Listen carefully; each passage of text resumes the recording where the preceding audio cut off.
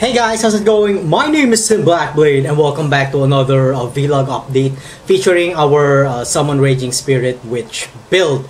Now, let's go to the skill tree right away. Alright, so this build will entirely revolve around the minion build. So we are going to take as much minion skill nodes as possible. Starting of course by getting some energy shield and some mana regeneration nodes over here, and then ending up with deep wisdom.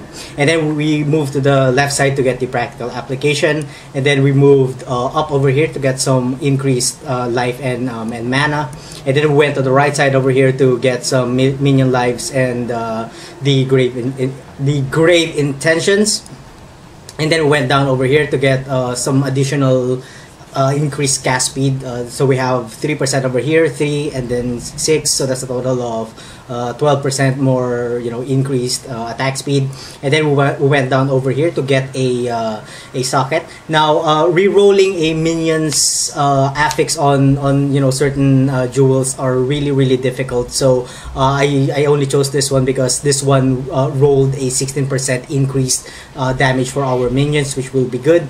But the increased lightning damage, the increased freeze duration on enemies, and 3% chance to freeze won't affect them, I believe, not unless we get an not unless we equip probably an aura, but I'm not exactly sure about that. I guess these 3 damage are based entirely on your character, on the attacks of your character or on the spells of your character, and not exactly on the minions. So I don't believe that those 3 will actually work for the minions. But since it's very hard to get a minion's affix or suffix on a jewel, I chose to use this one instead. But what you'd really want is aside from damage, maybe get some life for your minions. And then we went to the left side over here to take the Lord of the Dead, and then we went up over here again to take a jeweled socket. Now yeah, I got this one because it has a 6% increased movement speed for our minions and an additional 2% for them to dodge attacks. But I believe that there's this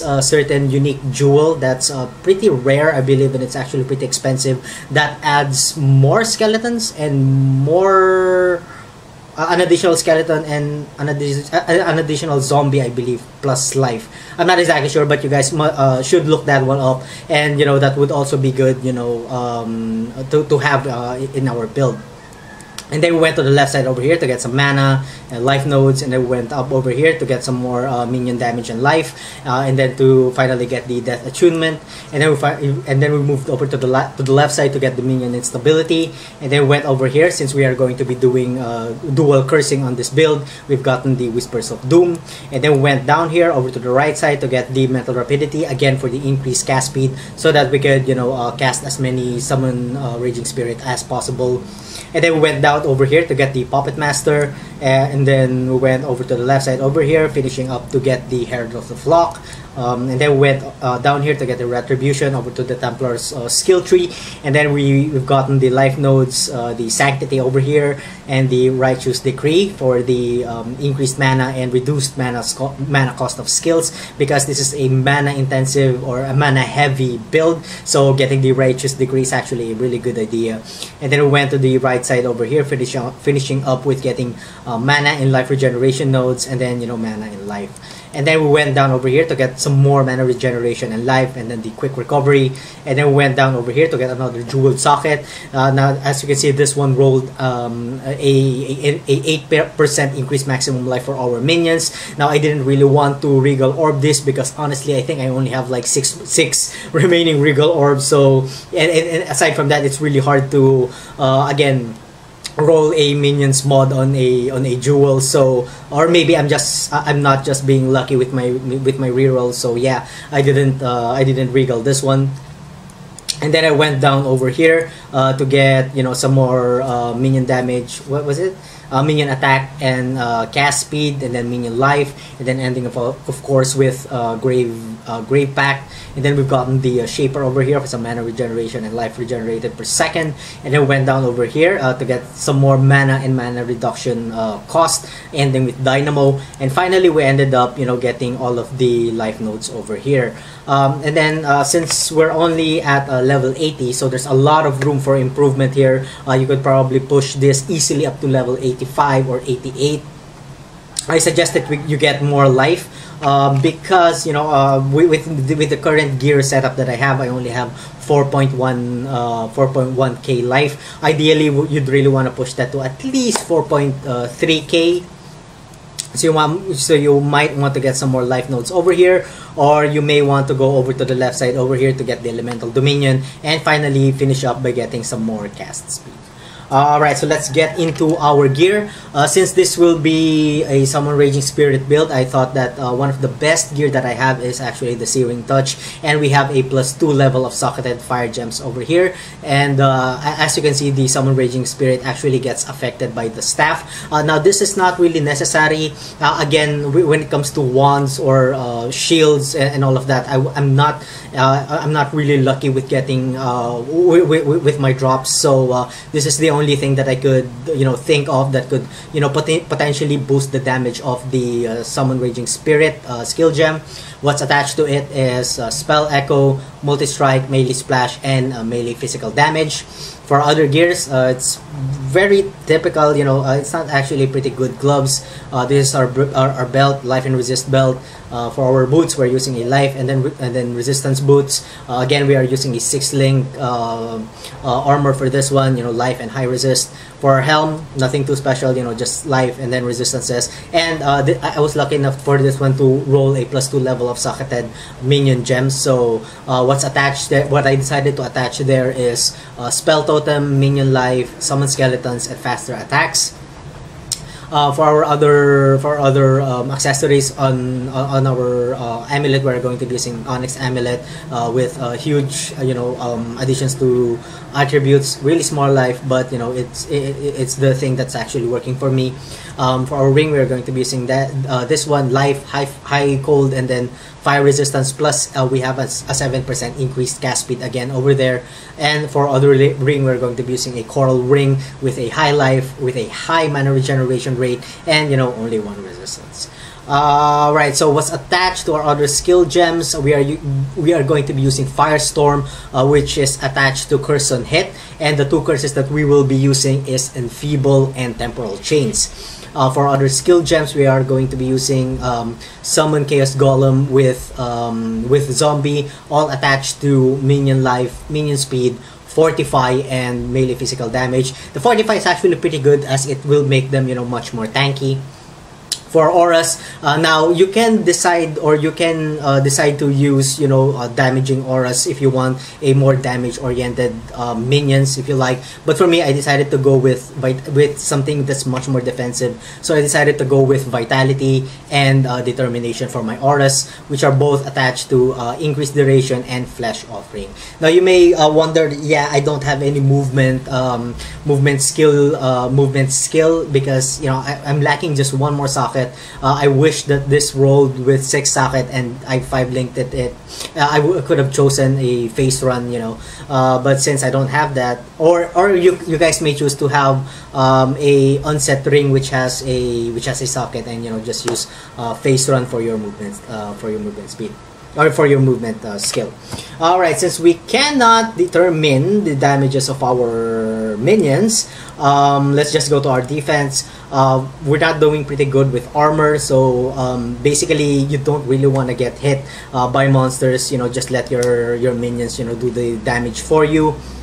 All of our resistances are capped, but we do have a pretty good life regeneration at 222 per second.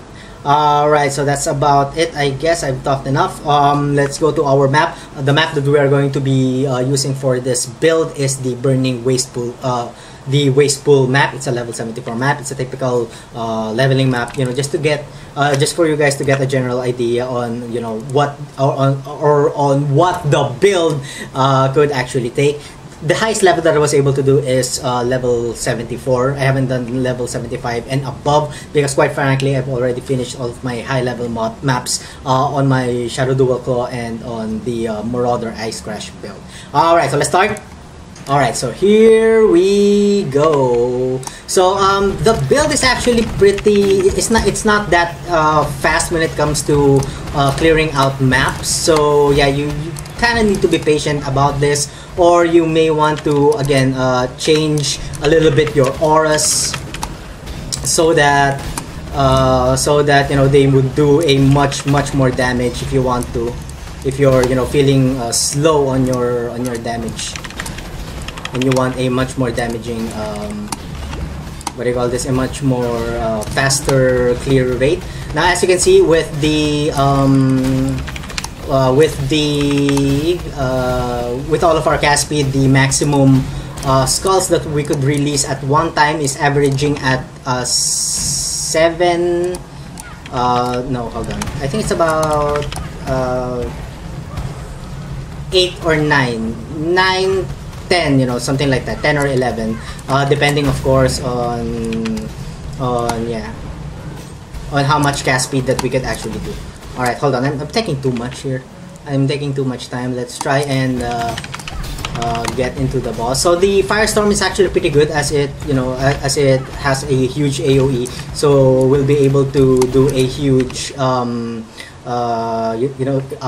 attack when it comes to our curses, or the monsters that we could curse, I should say. And then every now and then you cast the what do you call this? Hold on. Every now and then you cast the Flesh Offering. Come on, minions! Yeah! So yeah, as you may have noticed, I didn't have any animate skill gem. Whoa, hold on, you son of a bitch. Yeah, you need to stay away from poison or chaos damage, something like that. Oh, is there a unique? Oh yeah, there is a what do you call this? There was a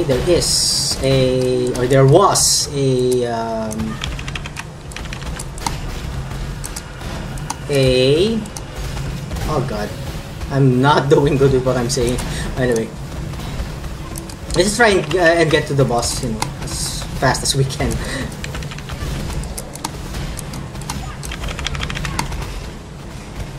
Regen, curse immune. Oh, it's curse immune, so we won't be doing good with our curses.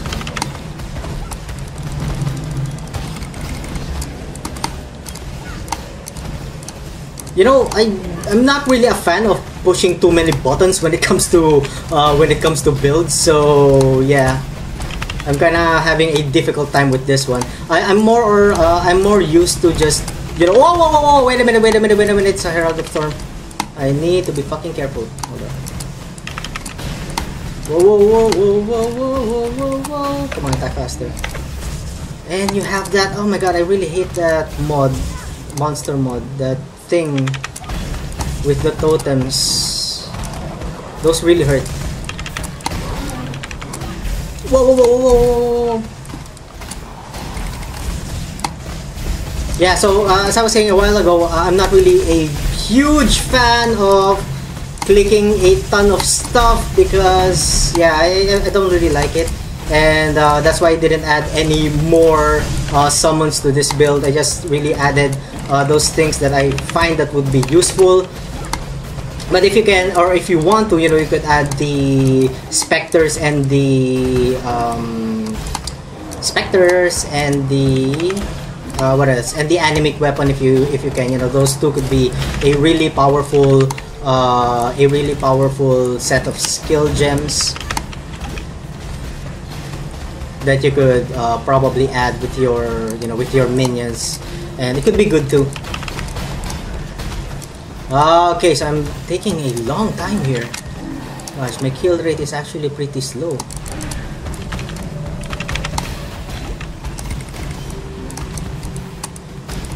So yeah, as you can see, I don't know if you could notice, but the Fortify is actually working for the zombies here.